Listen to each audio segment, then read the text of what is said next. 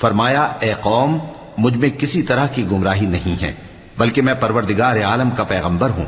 تمہیں اپنے پروردگار کے پیغام پہنچاتا ہوں اور تمہاری خیر خواہی کرتا ہوں، اور مجھ کو اللہ کی طرف سے ایسی باتیں معلوم ہیں جن سے تم بے خبر ہو۔ کیا تم کو اس بات سے تعجب ہوا ہے کہ تم میں سے ایک شخص کے ذریعے تمہارے پروردگار کی طرف سے تمہارے پاس نصیحت آئی تاکہ وہ تم کو ڈرائے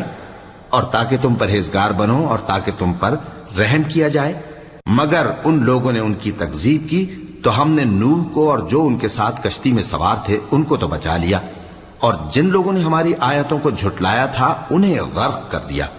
کچھ شک نہیں کہ وہ عقل کے اندھے لوگ تھے۔ اور اسی طرح قوم عاد کی طرف ان کے بھائی ہود کو بھیجا، انہوں نے کہا کہ بھائیو اللہ ہی کی عبادت کرو، اس کے سوا تمہارا کوئی معبود نہیں، کیا تم ڈرتے نہیں؟ تو ان کی قوم کے سردار جو کافر تھے کہنے لگے کہ تم ہمیں احمق نظر آتے